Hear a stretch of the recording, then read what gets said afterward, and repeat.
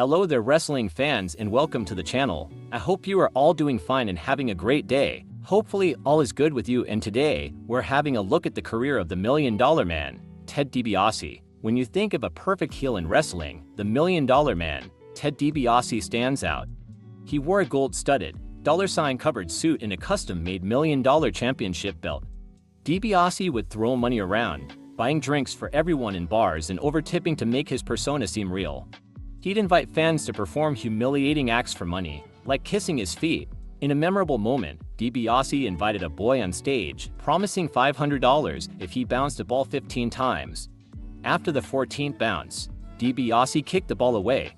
According to his autobiography, the boy was paid off camera, as it was only a stunt for the promo and the boy was a plant in the crowd. Despite a long career with championships outside WWF and feuds with top stars, DiBiase never held a world title in the company.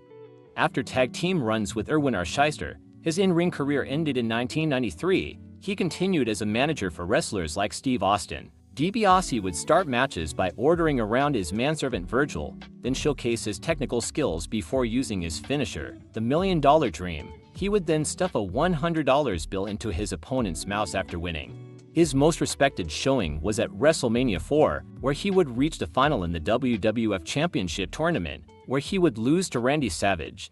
The $1 Million Man backed his talk with money. He bought the number 30 spot in the 1989 Royal Rumble and even the WWF Championship from Andre the Giant. He created his own title, the $1 Million Championship, though it wasn't officially recognized. DiBiase's greatest investment was The Undertaker, who debuted as part of his 1990 Survivor Series squad. Taker went on to become one of the most legendary WWF superstars in the history of the business. As a three-time WWF Tag Team Champion and head of the $1 Million Corporation, DiBiase's active career ended with a brief WCW run. He was inducted into the WWF Hall of Fame in 2010 by his sons, Ted and Brett. DiBiase's WWF accolades include being the first North American heavyweight champion, a three-time tag team champion with Irwin R. Shyster, and the 1988 King of the Ring. He created the $1 Million Championship and was known for his cutting-edge heel promos, often ending with his trademark evil laugh. Though he briefly held the WWF Championship in 1988 after buying it from Andre the Giant, this isn't officially recognized. Still, DiBiase often performed in main events and is considered one of the best in-ring technicians. While WWF fans know DiBiase as the top heel $1 Million Man, his career began 11 years before that character's 1987 debut. In the 1980s, he wrestled in various promotions and countries, winning titles before joining WWF.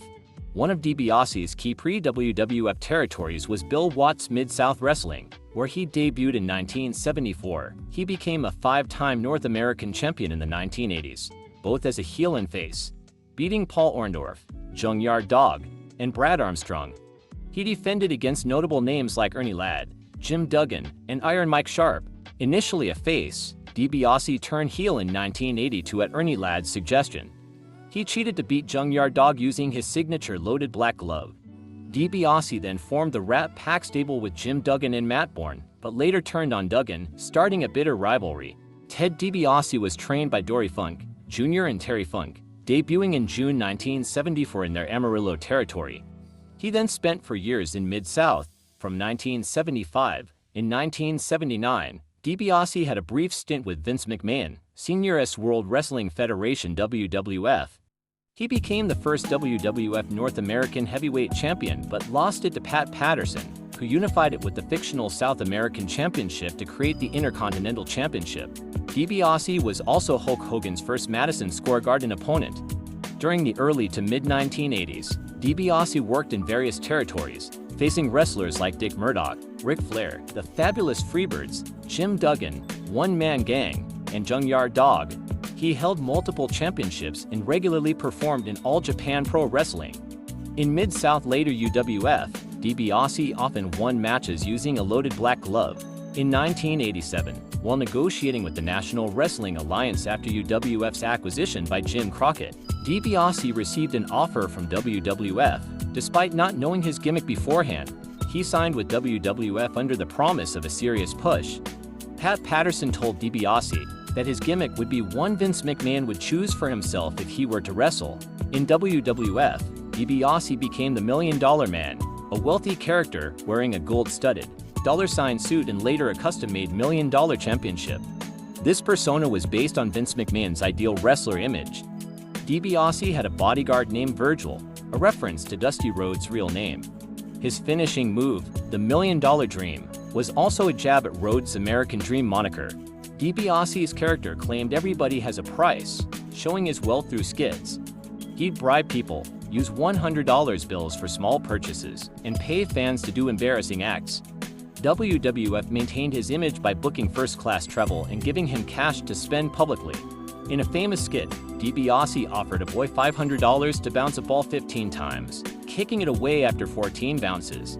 He often put $100 bills in defeated wrestlers' mouths.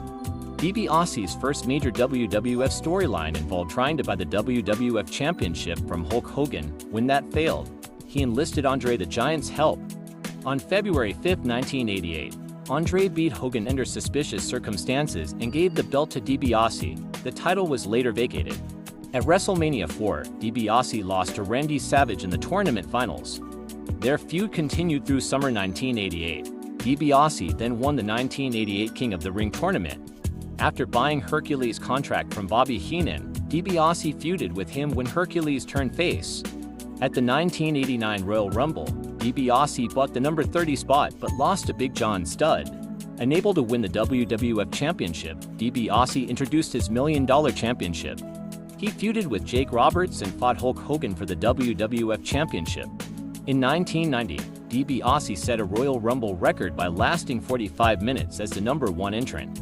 He continued feuding with Roberts and later clashed with Big Boss Man and Dusty Rhodes. At the 1991 Royal Rumble, DiBiase and Virgil beat the Rhodes duo.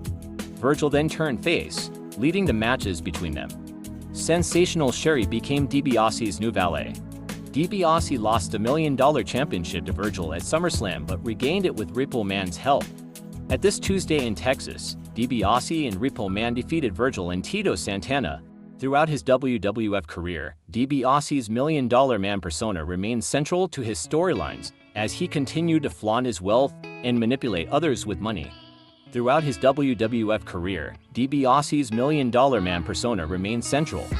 He flaunted his wealth and manipulated others with money, reinforcing his catchphrase, "Everybody has a price," through various antics. His feuds and matches showcased both his in-ring skills and his character's wealth, maintaining his status as a top heel.